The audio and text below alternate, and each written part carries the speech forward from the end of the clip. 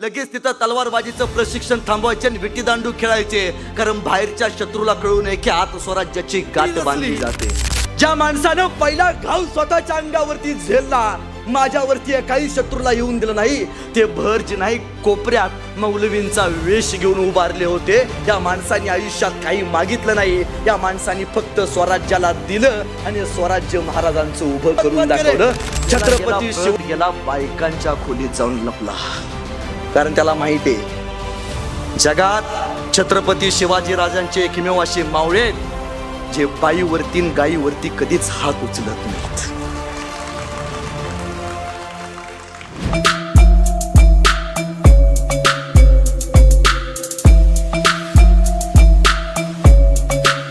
येणारी पिढी विचारेल त्यावेळी येणाऱ्या पिढीला फक्त एकच उत्तर द्यायचं की लेका, आज आपल्या घरातल्या बापाच्या कपाळावरचा भंडारा जर कुठल्या माणसामुळे वाचला असेल तर त्या माणसाचं नाव आद्य क्रांतीवीर उमाजी राजे नाही काय.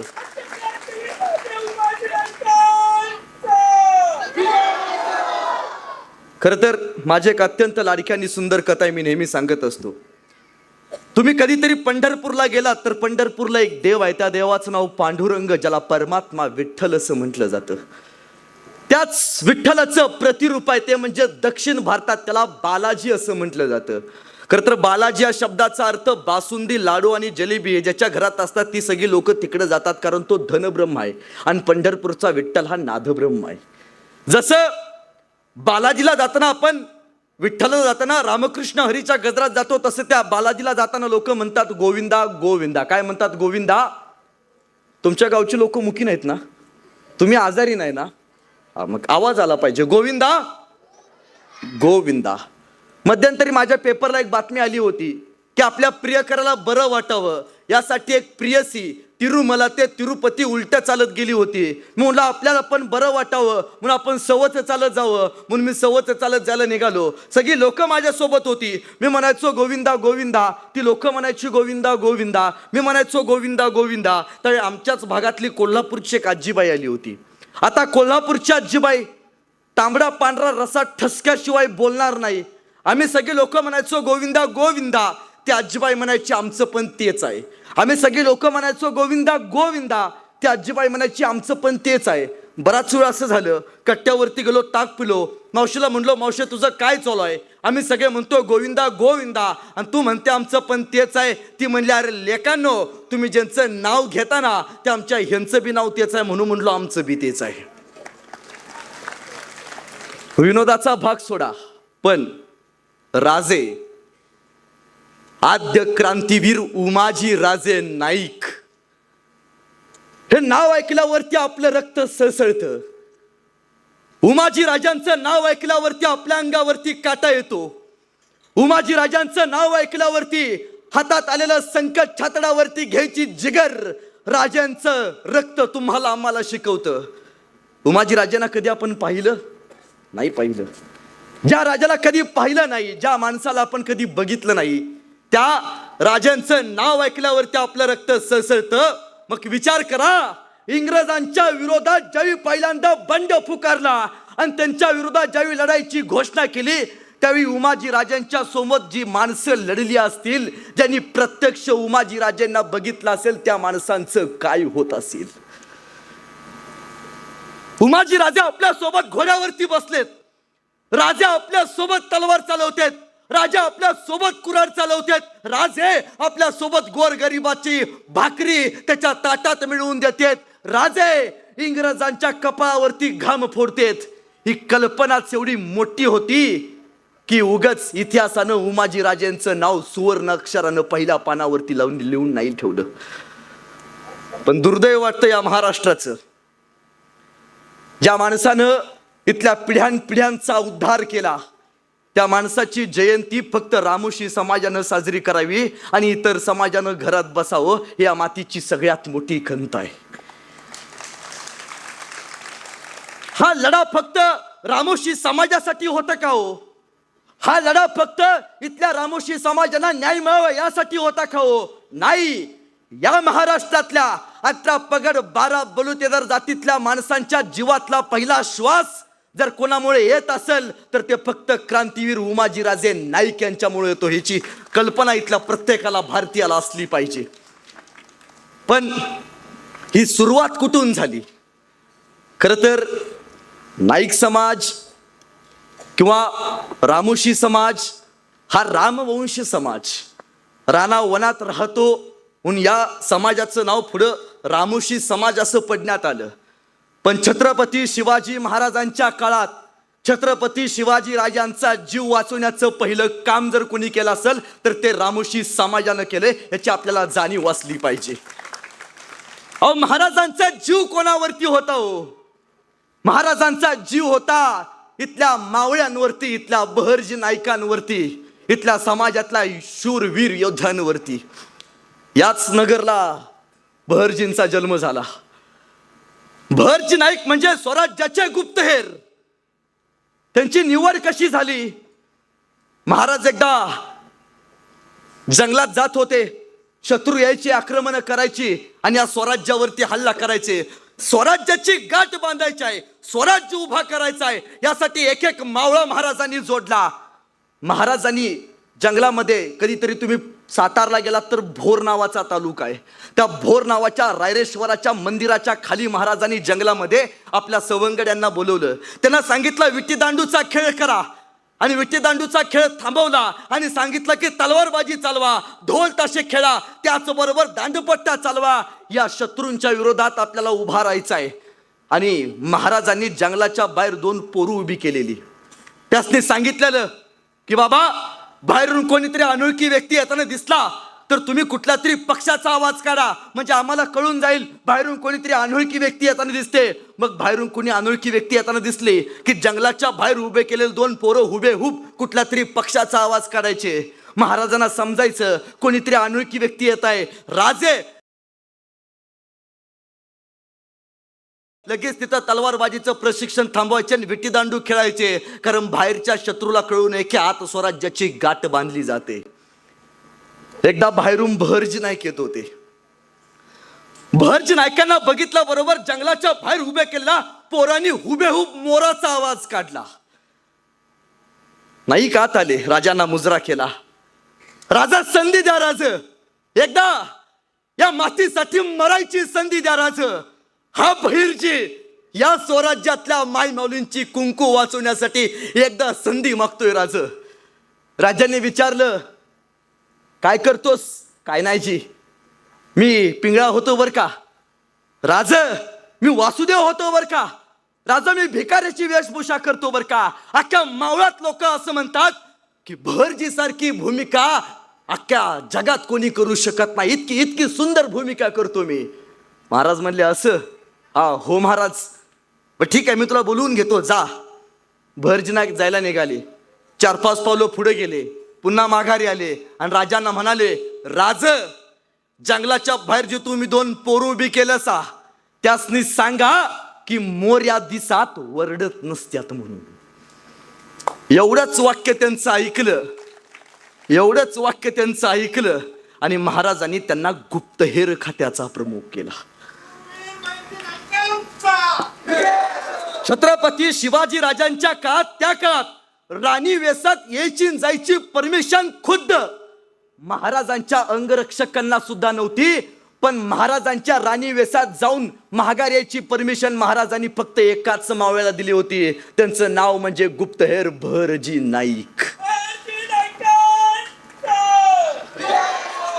ही योजना आहे ना, हे देण आहे ना, अहो देत राहतो हा समाज, मागत काही नाही. बघा ना, इतिहासात या समाजानं आजपर्यंत काहीच मागितलं नाही, फक्त हा समाज देत राहतो, देत राहतो. इथल्या समाजानं आतापर्यंत फक्त या मातीला दिलंय, इथली माणसं दिलेत, माणसांबरोबर आपली पोरं सुद्धा इथल्या माईलेकीने स्वातंत्र्यासाठी बहाल केलेत. हा समाज फक्त देतो देतो. या समाजाला कुठं इतिहासात नाव यावं अशी अजिबात अपेक्षा नाही. कुणीतरी आपल्याला काहीतरी द्यावं याची सुद्धा अपेक्षा नाही. महाराजांनी ज्यावेळी दुसऱ्यांदा सुरत लुटली, तुम्हाला माहिती आहे, आपल्या प्रत्येकाच्या घरात एक पोस्टर असतं महाराजांचं. त्यात एक इंग्रज अधिकारी आहे जो महाराजांना मुजरा करतो, त्याचं नाव हेनरी. तो म्हणतोय की महाराजांचा राज्याभिषेक व्हायच्या अगोदर 2 महिने आमच्या इंग्रजांच्या वकारीच्या शेजारी एक भिकारी भीक मागत होता. मी पळत पळत गेलो. त्या भिकाऱ्याची मला दया आली. त्या सुरतेमधल्या त्या भिकाऱ्याच्या ताटात मी 1 रुपया टाकला आणि त्या माणसानं 2 दिवसात आमची सुरत अख्खी भिकारी करून टाकली. दुसरे तिसरे कोणी नव्हते, स्वराज्याचे गुप्तहेर बहरजी नाईक होते. ज्यांनी सुरतेतला लुटायचं काम महाराजांच्या सांगण्यावरनी केलं. एकदा महाराजांनी विचारलं, नाईक, हो नाईक, अहो उद्या तुम्ही गुप्तहेर, उद्या मेलात ना तरी इतिहासात तुमचं नाव कुठं लिहिलं जाणार नाही, कारण एवढी गुप्त बातमी ठेवायचं काम गुप्तहेर खात्याला होतं. नाईक, तुमच्या पोराबाळांचं काय हो, तुमचं बरं वाईट झालं तर. तरी हा रांगडा मर्द महाराजांना म्हणतोय, महाराज पोराबाळांची चिंता कोणाला? महाराज, मी स्वराज्यासाठी जन्माला आलोय. हे पाणी सोडलं मी माझ्या पोराबाळांवरती, हे आयुष्य कुर्बान केलं मी माझ्या स्वराज्यावरती. राज, हा बहरजी तुमचा, हा बहरजी स्वराज्याचा. राज, म्या मेल्यानंतर ज्या हडातनं जगदंब जगदंब आणि शिवाजी शिवाजी नाव ऐकू येईल, राज, ते हाडे या बहरजी नाईकांची असतील, एवढं लक्षात ठेवा. हे समर्पण आहे ना, हे समर्पण द्यायचं काम रामोशी समाजाने इथल्या मातीमध्ये केले. प्रत्येक गोष्ट शिकवते मातीसाठी कसं जगायचं, मातीसाठी कसं बलिदान द्यायचं. नाईक म्हणजे प्रचंड मोठी आसामी होती. छत्रपती शिवाजी राजांचा जीव वाचण्याचा प्रयत्न नाईकांनी केला असं मी का सांगितलं? तुम्हाला माहिती आहे, महाराजांनी सुरतेबरोबर अजून एक गाव लुटलं होतं. त्या गावाचं नाव जालनापूर. आपल्या इथं जालना नावाचं शहर आहे. महाराजांनी ते लुटलं. जालना लुटल्यावरती सगळी संपत्ती गोळा केली आणि राजा थेट कुठे गेले? महाराज थेट पहिल्यांदा संगमनेरमध्ये आले. छत्रपती शिवाजी राजांच्या सोबत खुद्द बहरजी नाईक सुद्धा होते. आणि त्यावेळी संगमनेरमध्ये सगळी सोन्याची लूट आणून ठेवली होती. पण खबर महाग कळाली, महाराजांनी जालना लुटलाय. सगळं सैनिक माघारी आलं. महाराजांना पकडायला एकदम कवचित पकडलं. आता काय? गेले. शिवाजी राजा बेमौत मरणार आता. कवाटात सापडले. कैक सैन्यानिशी महाराजांनी हल्ला केला होता. पण त्यावेळी महाराजांचा जीव वाचण्यासाठी उभा राहिले ते म्हणजे महाराजांचे सगळ्यात आवडते निष्ठावंत सरदार बहरजी. राजे म्हणाले, मी आहे ना. महाराजांनी विचारलं, बहरजी लढता? अहो राजे, मी आहे ना, याच नगरचा आहे. इथला रस्ता मला माहिती आहे. राजे, तुम्हाला सुखरूप पोचवायची जबाबदारी हा बहरजी करेल. आणि संगमनेरची लढाई झाल्यानंतर बहरजी नाईकांना सुखरूप पोचवायचं काम रायगडावरती जर कुणी केलं असेल तर ते फक्त गुप्तहेर बहरजी नाईक यांनी केलंय. छत्रपती शिवाजी राजाला सुखरूप पोचवायचं, राजांच्या जीवाला हात नाही लागला पाहिजे, एवढी साधी माफक अपेक्षा या माणसांनी ठेवली हो. काही जीवाचा पर्याय केला. पहिला घाव हा आमच्यावरती असेल आणि दुसरा घाव हा महाराजांवरती असेल. आज 365 गड किल्ल्यांवरती जो भगवा फडफडतो ना, तो फडफडतो फक्त इथल्या रामोशी समाजाने दिलेल्या बलिदानामुळं, त्यांच्या प्रेरणेमुळं, त्यांच्या असंख्य त्यागामुळं. हे ऐकायला भारी वाटतं, ऐकल्यावरती अंगावरती काटा येतो. पण या माणसांचा त्याग तुम्हाला माहिती आहे? महाराजांचा राज्याभिषेक सोहळा चालू होता. महाराजांनी प्रत्येक माणसाला काही ना काहीतरी द्यायचा प्रयत्न केला. ज्याची त्याची पराक्रमाची शौर्याची गाथा ऐकून ज्याला त्याला महाराजांनी बक्षीस दिलं. खरं तर ज्यावेळी सिंहासन एक एक पायरी चढत होते त्यावेळी पहिली पायरी चढलेली महाराजांना बहरजी नाईकांचा प्रताप आठवला. तानाजी मालुसरे आठवले, बाजीप्रभू आठवले. महाराज सिंहासनावरती बसले, प्रत्येकाला काही ना काहीतरी देत होते. कोपऱ्यात एक माणूस उभारला होता. त्यांनी मौलवींचा ड्रेस परिधान केला होता. महाराजांनी बघितलं त्या माणसाकडं आणि महाराजांच्या टचकन डोळ्यात पाणी आलं. अरे, ज्या माणसानं स्वराज्याची पहिली पायरी रचली, ज्या माणसानं पहिला घाव स्वतःच्या अंगावरती झेलला, माझ्यावरती काही शत्रूला येऊन दिलं नाही, ते बहरजी नाईक कोपऱ्यात मौलवींचा वेश घेऊन उभारले होते. या माणसाने आयुष्यात काही मागितलं नाही. या माणसाने फक्त स्वराज्याला दिलं आणि स्वराज्य महाराजांचं उभं करून दाखवलं. छत्रपती शिवरायांचा राज्याभिषेक झाला. त्या राज्याभिषेकामध्ये सगळ्यात मोठा स्वराज्य उभं करण्याचा वाटा जर कुणाचा असेल तर तो आद्य क्रांतिकारक उमाजीराजे नाईक यांचे खऱ्या अर्थाने विचारांचे वंशज असलेला बहरजी नाईकांचा आहे. शाहिस्ते खान आला या स्वराज्यावरती. सुरुवात बघा क्रांतीची कुठून झाली. आपण म्हणतो ना 18 पगड 12 बुलुतेदार जात. मराठा हा त्या काळातला जात नव्हती बरं का. मराठा हा लढणाऱ्यांचा धर्म होता. जो जो या मातीसाठी लढेल ना तो मराठा. लढणाऱ्यांचा धर्म. खरं तर त्यामुळे माणसांनी जाती मागितल्या नाहीत. पण आमचं दुर्दैव कुठं झाले. शिवजयंती आली की मराठा समाजानं करायची. डॉक्टर बाबासाहेब आंबेडकरांची जयंती आली दलित समाजानं करायची. अहिल्याबाई होळकरांची जयंती आली धनगर समाजानं करायची. उमाजीराजेंची जयंती आली तुमच्या समाजानं करायची. म्हणजे इथल्या लोकांनी काय करायचं. फक्त जाती जातीमध्ये इथले महापुरुष वाटून घ्यायचे. अरे बंद करा उत्पात. हे बंद करा उत्पात. थांबवा आपुला घात. सामर्थ्यानं जावं व्यर्थ काहीसा अर्थ येऊ द्या रे. हा देश माझा याचे भान जरासे राहू द्या रे. हा देश माझा याचे भान जरासे राहू द्या रे. शाहिस्ते खान आला या स्वराज्यावरती. महाराज पन्हाळ्यावरती कैद. तरी स्वराज्यावरती एका टायमाला 2-2 संकट. महाराज किल्ल्यावरती कैद. आणि शाहिस्ते खान 1.5 लाखाची फौज घेऊन पुण्यात आलाय. पुण्याच्या लाल महालात थांबला. स्वराज्य चालवायचं काम पाठीमागं भरजी नाईक यांनी केलं. महाराजांपर्यंत पहिली बातमी पोहोचवली. राज तो शाहिस्ते खान खुले आम येतोय रे. त्याला छळतो. राजा काहीतरी करा. आणि महाराजांनी सांगितलं नाईक मी कैद आहे. 2 वर्ष कसं तरी थोपवून ठेवा. 9 महिन्यात मी कैदेतनं खाली येतो. स्वराज्यातनं शाहिस्ते खानाला ताणून लावू. 2.5 वर्ष मातीत थांबला. माय माऊलींची कत्तल करायला चालू केली. खुल्या आम छायला चालू केलं. संयम संयम. महाराज खाली आले आणि महाराजांनी ठरवलं त्या शाहिस्ते खानाला आपण त्याची औकात दाखवायची. खरं तर महाराजांनी त्या काळात भरजी नाईक यांना बोलवलं आणि विचारलं नाईक सांगा कसं करायचं. आणि जगातल्या पहिल्या सर्जिकल स्ट्राईकची खऱ्या अर्थानं मांडणी जर कोणी केला असेल तर ते गुप्तहेर भरजी नाईक यांनी केली. आणि सर्जिकल स्ट्राईक करायचं ठरलं लाल महालावरती. लाल महाल हा महाराजांचा किल्ला. महाराजांचं महाल. राहू दे म्हणले आपल्याच घरात राहिलाय. राहू दे राहू दे राहू दे. पण एक काही वेळ असते. आणि महाराजांनी आपल्या भरजी नाईकांना सांगितलं नाईक तुम्ही या मोहिमेचं नियोजन करा. नाईकांनी पुण्यातल्या एक बोलवला आणि त्याला सांगितलं तू एक काम कर. तो माई रोज लाल महालात जायचा आणि शाहिस्ते खानाला फुलं वाटायचा. भरजी नाईक फार हुशार.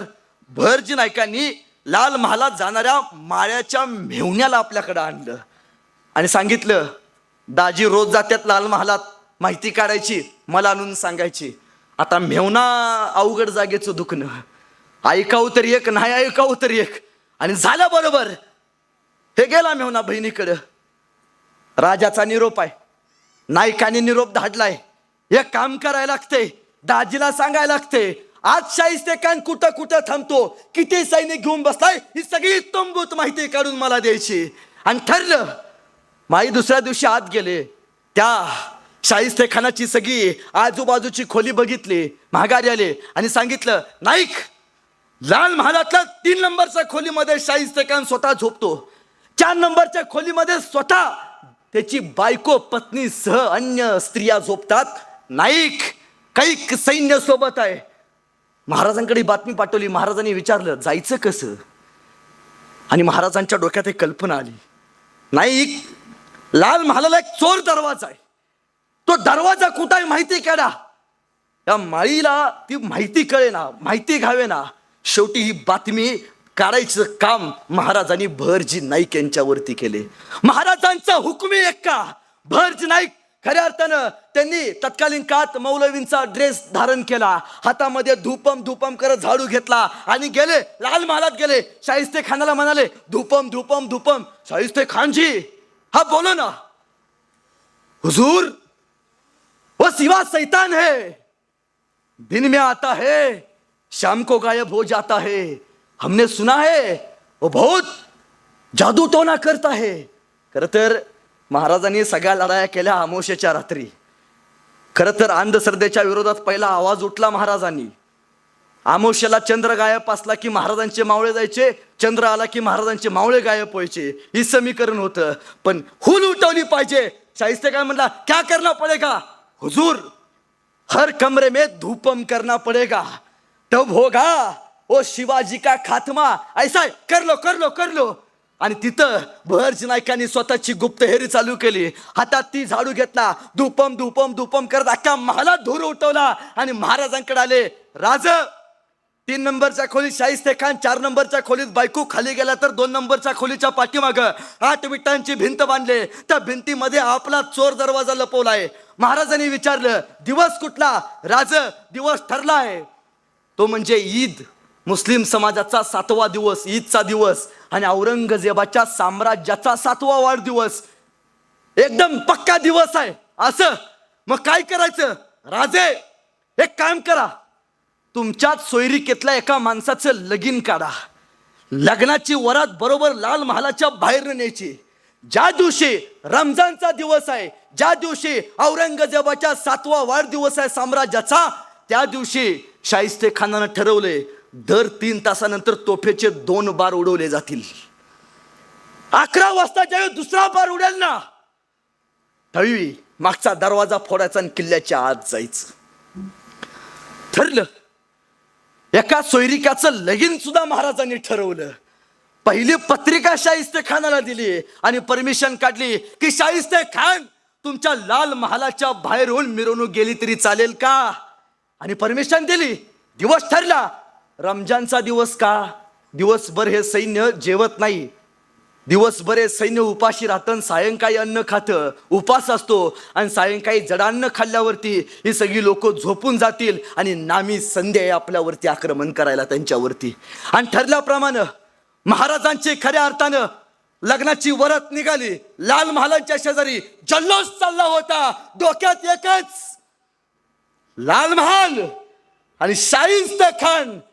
स्वतः बहरजी नाईक त्या मिरवणुकीच्या पुढे ढोल वाजवत होते. त्यांच्या पाठीमाग महाराज आणि 300 मावळे, त्यातले 12 रामोशी होते. म्हणजे विश्वास कुणावरती आहे?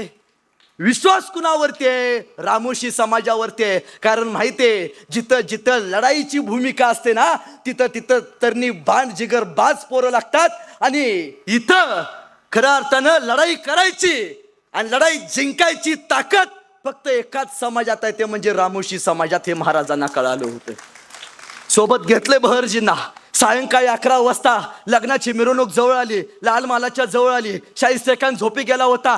त्या तीरानं महाराज आले, पाठीमागे गेले, लाल महालाच्या जवळ गेले. नाईकांनी सांगितलं, राजा हिथं आहे ना, इथं चोर दरवाजा आहे. महाराजांनी पाठीमागे उभारले होते संभाजी कावजी, महाराजांचे बॉडीगार्ड. संभाजी चल, संभाजी पुढे गेले, एक लाथ घातली, खऱ्या अर्थानं दरवाजा तोडला. बहरजी नाईक समोर, त्यांच्या पाठीमागे महाराज, पाठीमागे अन्य सैन्य. एक एक एक एक माणूस हात गेला, तलवाऱ्या काढल्या, सपासप युद्ध. एक समोर धिप्पाड माणूस येत होता, नाईक पळत गेले, नाईकांनी तलवार काढली, साप पकडण्यात चालली, मेला. शाहिस्ते खान मेला. पण शाहिस्ते खान नव्हता, शाहिस्ते खानाचा मुलगा मारला गेला होता. आणि महाराजांना सांगितलं नाईकांनी, महाराज खोलीमध्ये झोपलाय, हल्ला करा. महाराजांनी तलवार काढली. महाराज लोक शाहिस्ते खानाच्या खोलीपाशी गेले. पण दंगा उठल्यामुळे शाहिस्ते खान पळू लागला. त्याच्या पाठीमागे महाराजांच्या डोक्यात एकच, शाहिस्ते खान मारायचा आहे. महाराज पळत पळत गेला पळत गेला, बायकांच्या खोलीत जाऊन लपला. कारण त्याला माहिती आहे, जगात छत्रपती शिवाजी राजांचे एकमेव असे मावळे जे बाईवरती गाईवरती कधीच हात उचलत नाहीत. पण महाराज शांत उभा राहिले. त्या संधीचा फायदा घेऊन खऱ्या अर्थाने एका क्षणात तो बाहेर आला. शाहिस्ते खान जसा बाहेर आला बघितला, महाराजांनी परत समशेर काढले. शाहिस्ते खानाच्या मागे बिनघोळ मारणार म्हणून महाराज पळत गेले. शाहिस्ते खान जीवानी शिपावू लागला. गेला खिडकीतला उडी मारणार. महाराजांनी तलवार काढली, साप पकडला, तलवार चालवली. जीवावरचं युद्ध 3 बोटावरती निभावलं. शाहिस्ते खान खाली पडला. शाहिस्ते खानाचा सगळे सैनिक तयार व्हायला लागलं. बहरजी नाईक जवळ गेले, राजा निघा, लवकरात लवकर गेलं पाहिजे. सैनिक गोळा होते. राजा ज्या वाऱ्यानं महाराज वरती गेले, त्याच तीरानं महाराज माघारी आले. बहरजी नाईकांनी महालात जायच्या अगोदर 200 घोडी अगोदर खाली तयार करून ठेवली होती. पुढचं प्लॅनिंग, महाराज ज्या वेगाने खाली आले ना, महाराज बरोबर घोड्यावरती जाऊन बसले आणि बहरजी नाईकांनी सांगितलं, राज, लाल महालाच्या विरुद्ध दिशेनं आपण जायचं. आणि लाल महालाच्या विरुद्ध दिशेनं बहरजी नाईकांनी आपला घोडा ताणला. खरं तर महाराजांचं सैन्य लाल महालाच्या विरुद्ध दिशेनं गेलं.